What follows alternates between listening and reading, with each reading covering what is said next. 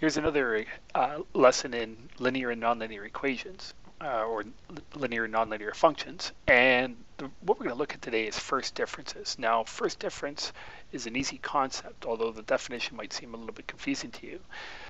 Here, the first difference is the difference between the values of the dependent variable, and recall y in Cartesian coordinate graphing is the dependent variable, and we're looking at the difference between the y values if the independent variable is increased by 1.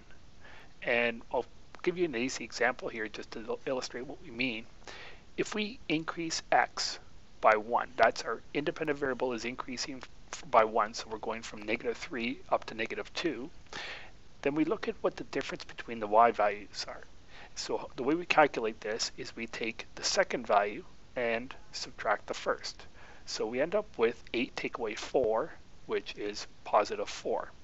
And we'll look at another easy example just with the numbers switched. So now when we go from -3 to -2, the y value goes from 8 to 4. So that means that the first difference here is going to be 4 take away 8, which is -4. So when we have a negative first difference, if the numbers decrease as the x value increases. So now we're going to take a look at a couple of functions, and the first one is one we've seen before, and that's y equals 3x. And so we're going to graph that, and you'll notice that it's a linear function. And so we're also going to graph y equals x squared, and we've seen this one before as well, and you'll note that it's a parabola once again. So now what we're going to do is take a look at the first differences in the table of values for these two graphs. So coming back to our function y equals 3x, now recall that this was a linear function. The points all fell in a straight line. We'll take a look at the table of values here, and what we're interested in is what happens to the y value every time x increases by 1. So in every case here, we're going up by 1 for x, and we're trying to take a look at what happens to the y values. And the way we calculate this is we subtract the second from the first, the second y value from the first y value. So for the first one, it's -6 take away -9, which is the same thing as 3. Because remember that minus a negative is the same as plus a positive. So this would be -6 plus 9. And you can actually see this in the table of values, because when you go from -9 to -6, you're actually increasing by 3. So that's why the first difference is 3. And next we go from -6 up to -3. So when we do our calculation, it's -3 take away -6, which once again is -3 plus 6, which is 3. And again, it's easy to see that we're going from, when we go from -6 to -3, we're going up 3, and that's our first difference. And once again, when we go from -3 up to 0, that's an increase of 3. We do our calculation by 0, take away -3, which is 0 plus 3, which is 3. And when we get above 0, it's easier to see that when we subtract the second value from the first, we get 3. So 3 take away 0 is 3. And when we do 6 take away 3, we get 3 as well. And when we have 9 take away 6, we get 3. And so you'll notice that the first difference in every case is 3. And that means that every time x increases by 1, y increases by 3. And this was what we saw in the linear function.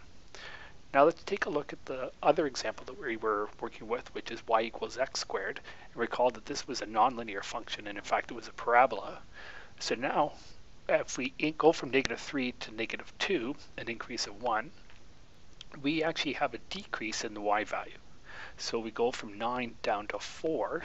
When we do our calculator first difference, it's going to be 4 take away 9, which is -5.